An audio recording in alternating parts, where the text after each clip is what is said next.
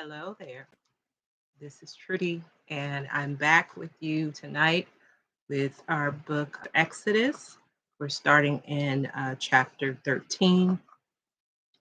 And where we're coming now is we're talking about, uh, we've come out of a lot of plagues and different things like that. But now we're coming on another end of where God again shows favor to the children of Israel. And we start off in 13. It says, Then the Lord spoke to Moses, saying, Consecrate to me all the firstborn, whatever opens the womb among the children of Israel, both men of man and of beast, is mine. Good evening, Sister Corey and Sister Lynette. Thank you for joining us.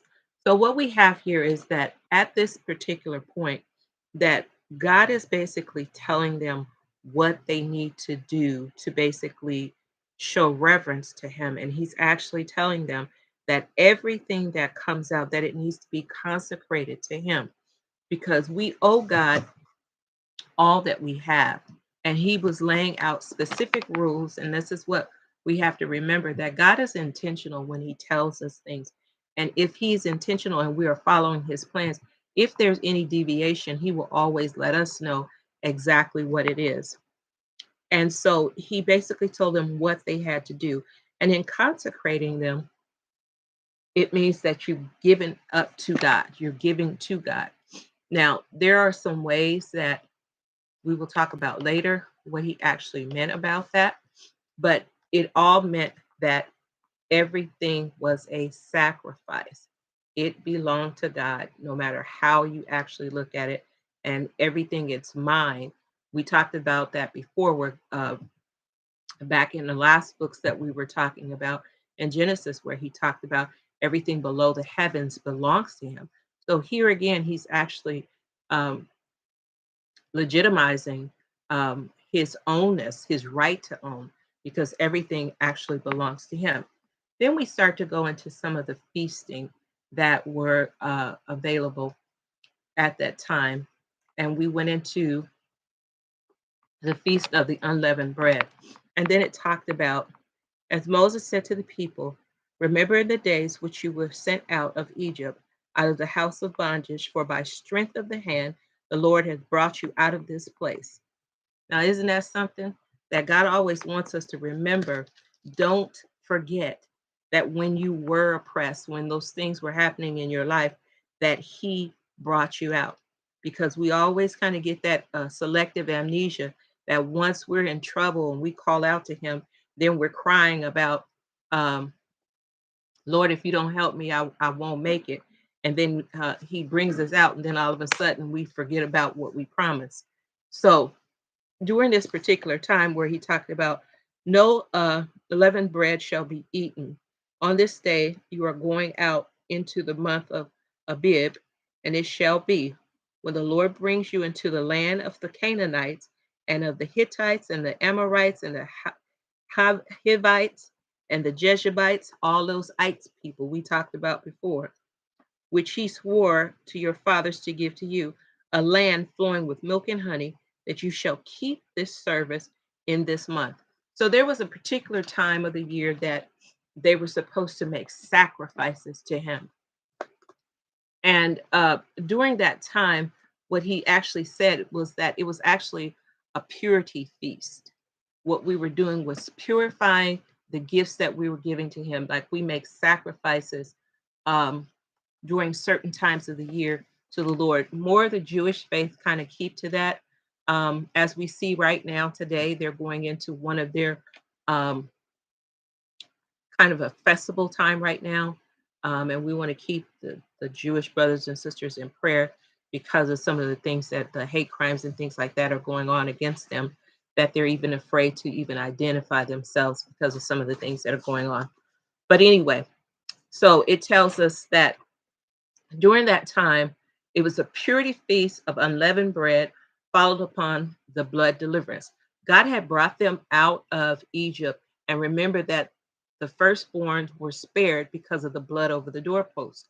So this was another part of that, that now it showed a whole nother level of celebration because of that basic Passover that God had actually done for the children of Israel.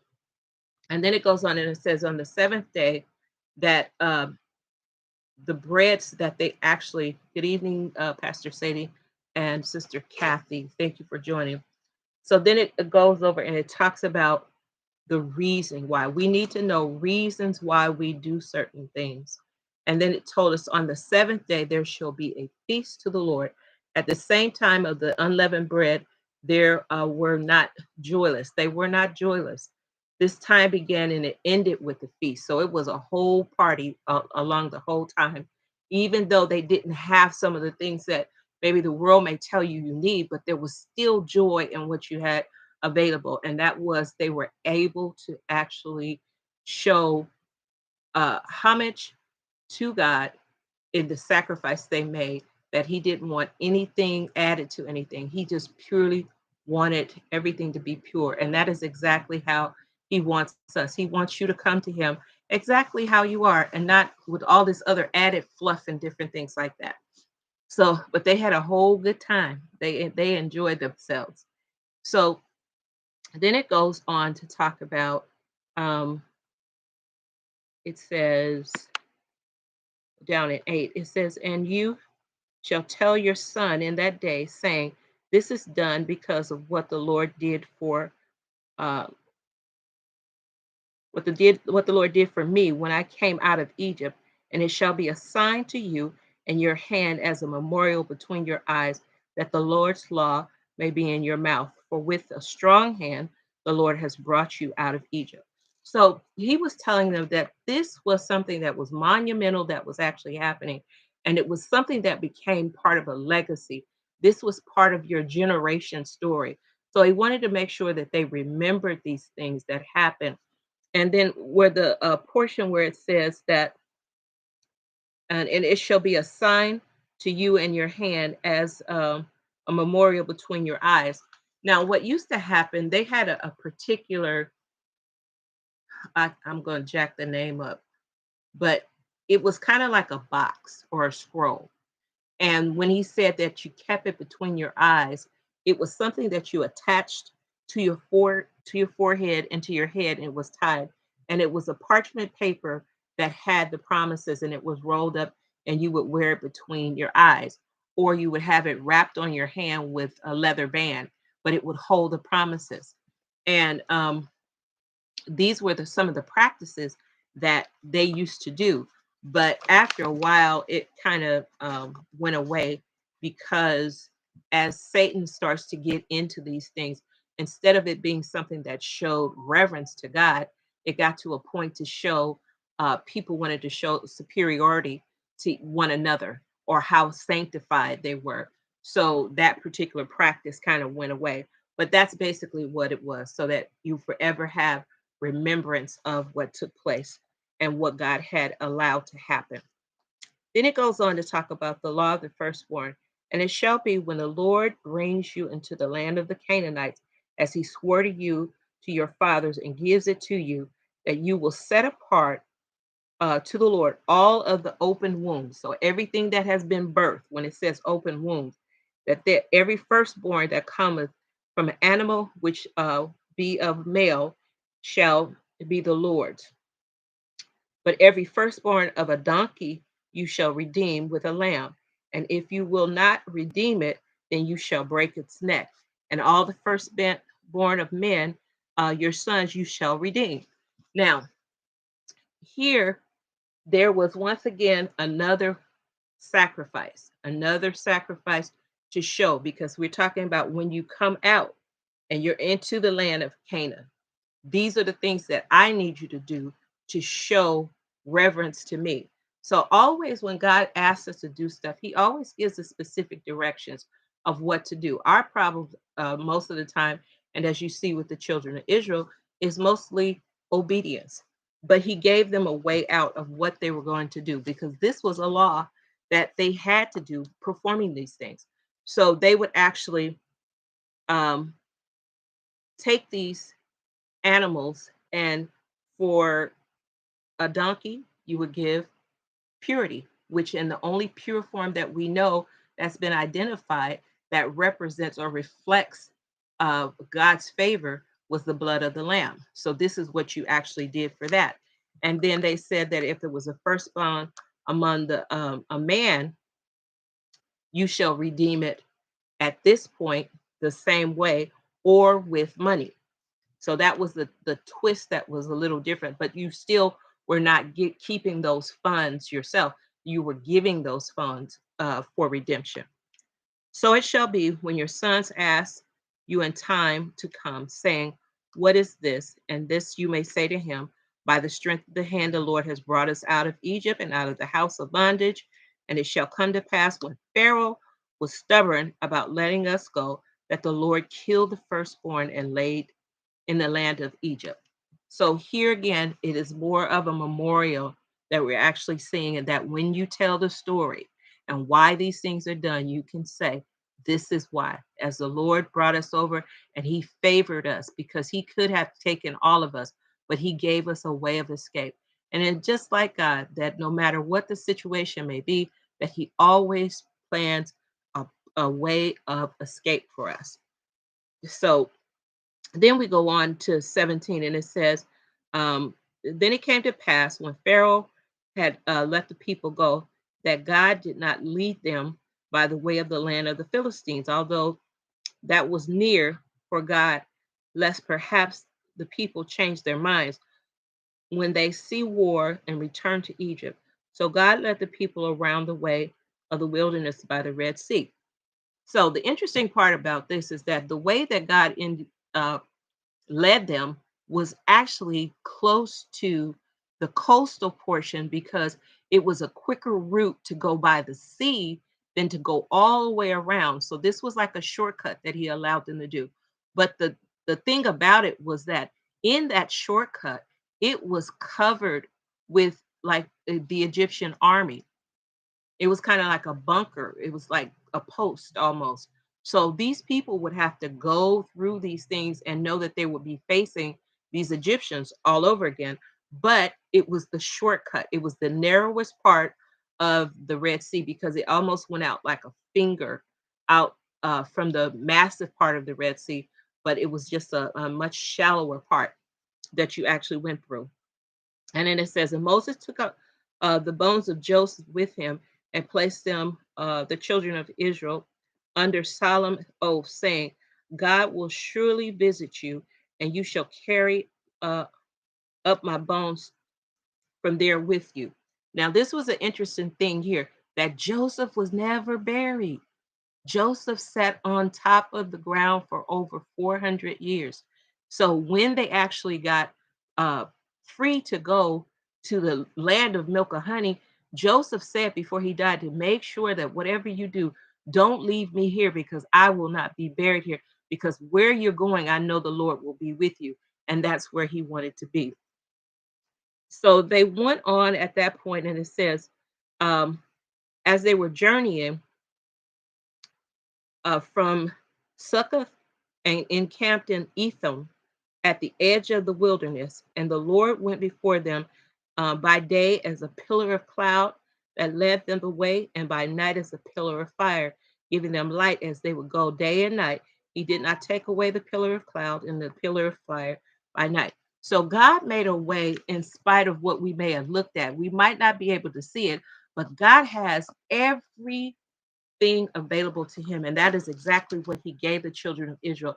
He made a where it says a pillar, but a pillar would really be like kind of like a column.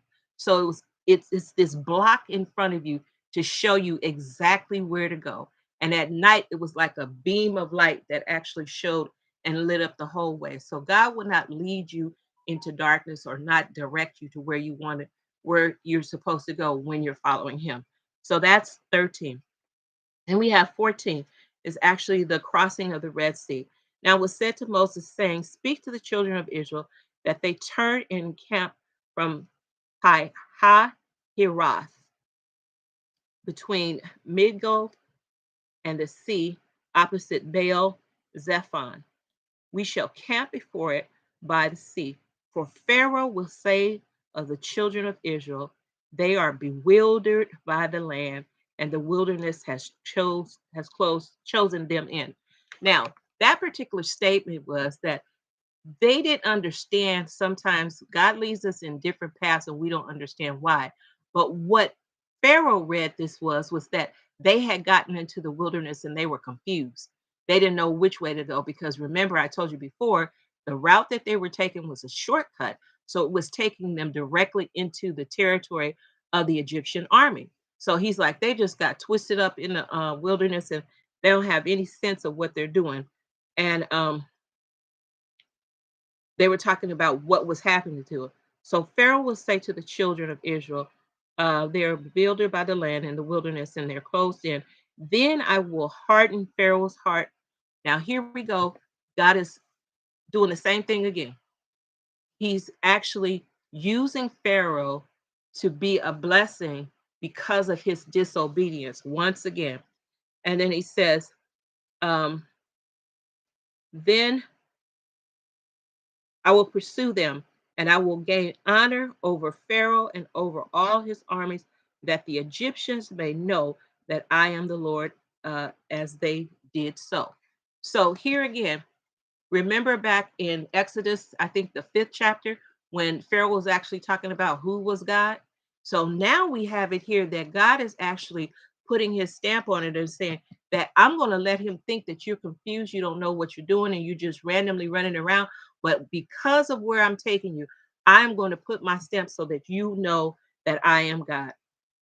He says, now it was sold to the king of Egypt, that the people had fled, and the hearts of Pharaoh and all his servants turned against the people. And they said, why have we done this, that we have let Israel go far from serving us? So he made ready for his chariots, and he took his people with him. Also, he took 600 chariots and all the chariots of Egypt, and the captains over every one of them. Now, Pharaoh big mad right now. You know, his mind is snapped. He remembered in because he wanted some relief because of his child being one of the firstborn and fell to that particular wrath. And then all of a sudden, you know, he just wanted everything to go away and be done with it. But now God has convicted him again, hardened his heart, and now he's tripping. He's like, I don't know what happened. And they didn't, they ran up out of here. And then why did this happen? So he got all of his good. He got everybody that he called Ray Ray, Nuck, and everybody else that he could get. Come on, y'all, we got to go get them because I don't know who they think they are that they've come up in here and they've just walked away. So he's lost all consciousness of what he has released them to actually go, but now he's angry about it. So he's pulling out all his top guns and he's sparing no expense with everything that he's bringing out. And then when Pharaoh drew near, the children of Israel lifted their eyes, and behold, the Egyptians marched after them. So they were afraid, and the children of Israel cried out to the Lord. Now, isn't that what we do? That when we are afraid and we get into those places in our life, that we cry out to Him in the earnest way because we're looking for relief, that He will help us. Then they said to Moses, because there were no graves in Egypt. Now, that was the funny thing because the children of Israel were saying there were no graves, but over two-thirds of the land in Egypt were actually dedicated to graves. Because if you remember how the Egyptians did the entombments, they did them like whole entire rooms, not like a hole in the ground. It was a big thing the way they did a gravesite, especially for any of their dignitary and things like that. So that was something to be said at that point about when they said about the particular graves. Then it goes on and says, "Is this not the word that we were told in Egypt, saying, 'Let us alone, that we may serve the Egyptians'? For it would have been better for us to serve the Egyptians than that we should die in the wilderness." Now, that's the thing about it, that where we talk about renewed minds, these people's minds were not renewed. It was not free, even though their bodies were free, but their souls and spirits were still locked up in Egypt. That in the time of trouble, instead of looking to the God that delivered them, what they wanted to do is go back to the things that they were used to, just to fall into those same things.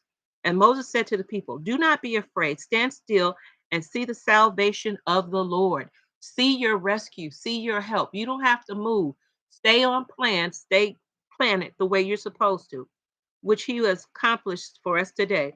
For the Egyptians whom you see today, you shall never see again forevermore.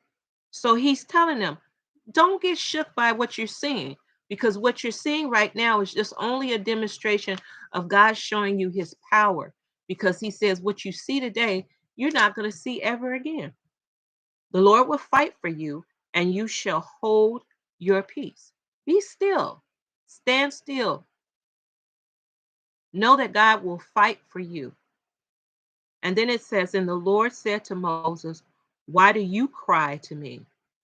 Like, come on, Moses. Now, what's going on? Now, Moses, sometimes, even in our best, we sometimes get shaken sometimes. And when things are difficult and we have to, we're weak, and it shows a point where Moses was actually weak. But what he did was cry out to the Lord.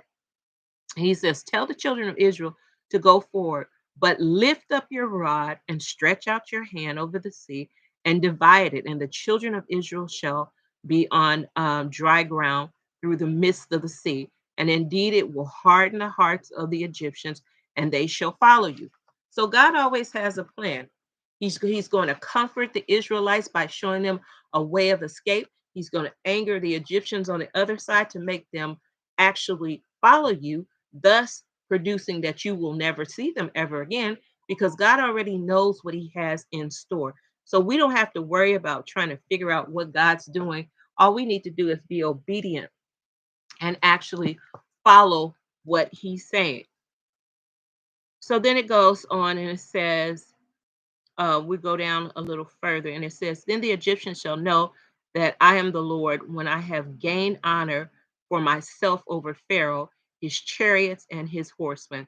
And the angel of God who went before the camp of Israel moved and went behind men, and the pillar of clouds went from them and before them and stood behind them. So it came between the camp of the Egyptians and the camp of Israel. Thus it was a cloud of darkness. So God, what he actually did was that he caused there was a division. The same thing that happened, that when God works in your life, it's just like the evil that happened in Egypt before that didn't happen in Goshen in for the Israelites. This is the same type of division that he's actually showing at this point, that he's showing light to the Israelites and darkness to the Egyptians. Then we come back and then it says, then there was the Lord caused the Red Sea to go back by a strong east wind, and all that night, and that made the sea into dry land, and the water was divided. So the children of Israel went through the midst of the sea on dry ground. On dry ground. Now that's something of a miracle. How do you get that wet, just water everywhere? But God's amazing power can blow away everything that we can't see possibilities in to make them actually be dry, something that we can get sure footing on. Now it came to pass in the morning that the Lord looked down upon the army of the Egyptians through the pillar of fire and cloud, and he troubled the army, and he took off their chariot wheels so that they drove them with difficulty. So as they were trying to, they had the best of everything, because if you remember where he took out his whole line of elites, everything that he had. But when he got down to the point where they were going to try to catch up with the children of Israel, he started to make everything that should have worked not work. He broke the wheels on it. So they had a hard time trying to get through. And then, as all the children of Israel had started to come through, then it says, then the waters returned and covered the chariots and the horsemen and all the armies of Pharaoh, that he came into the sea after them. Not much, not so much as one of them remained. Now, when we look at that, was that they saw the big fear. They saw their biggest boogeyman coming after them. But God showed himself powerful in that whole analogy, that you saw it there, but God wiped it away.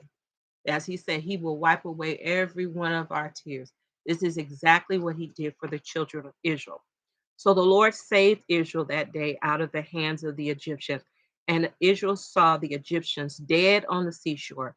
Thus Israel saw the great work which the Lord had done in Egypt, So the people feared the Lord and believed the Lord and his servant Moses.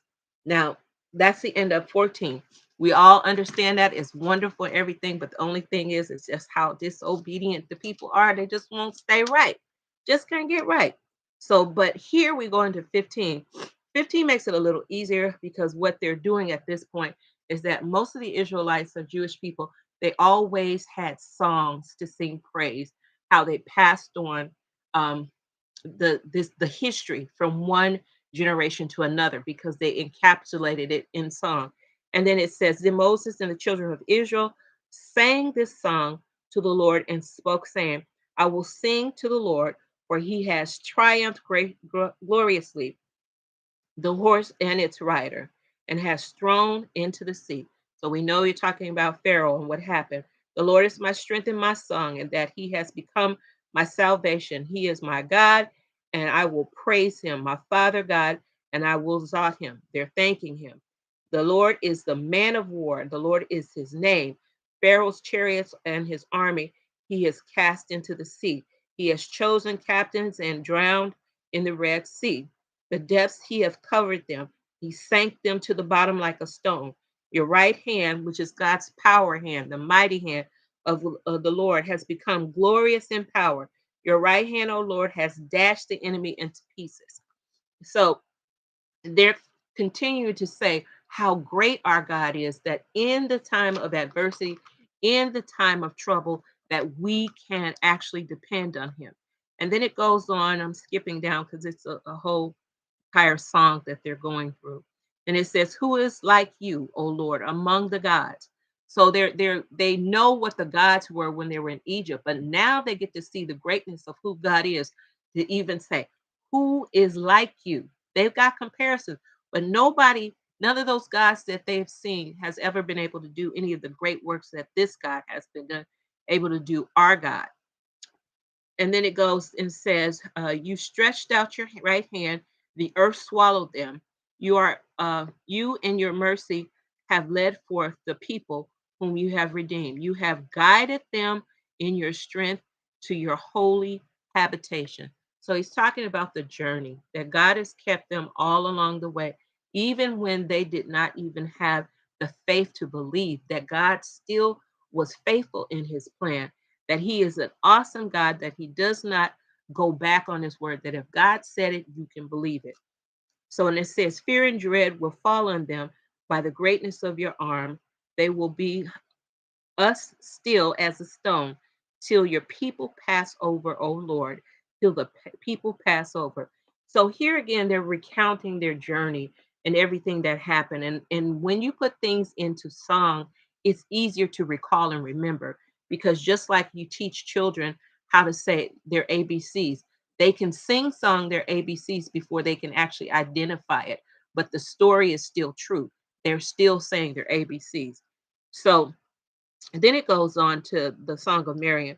Then Miriam the prophetess and the sister of Aaron took the timbrel in her hand, and all the women went out after her with the timbrel and with the dance. And Miriam answered them, sing to the Lord, for he has triumphed gloriously, the horse and his riders, and has thrown them in the sea. So they just kind of go back and forth, and they're exalting and they're praising, and they're having this glorious time. And then it goes, then he made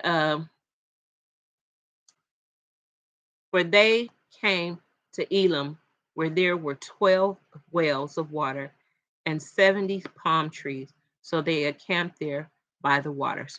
So they're continuing their journey. And then when we go from a bitter water situation to a sweet water situation, what they're actually talking about at this particular point, because they went from the wilderness, and at that point, they went for 3 days and they didn't find any water. And eventually they did find water, and they found abundance of water. So it just talks about God, even in our dry places in our life, that if we just trust him and stay faithful to him, that he will bring us to abundance, that he will release us from every form of bondage that we may be suffering. And that is just who our God is. And the story through the exodus of the children of Israel is that no matter where you find yourself mired in the clay, know that the God that you serve is worthy, and that he can free you from anything that you are going through. But you just have to trust him and put your faith in him that he is who he says he is. Well, that has been my synopsis of 13, 14, and 15. Thank you for joining me. Make sure that you're here tomorrow at 6 o'clock for It's About Time, where we're going through the Bible chronologically, and we will see you tomorrow. God bless you all. Have a good evening.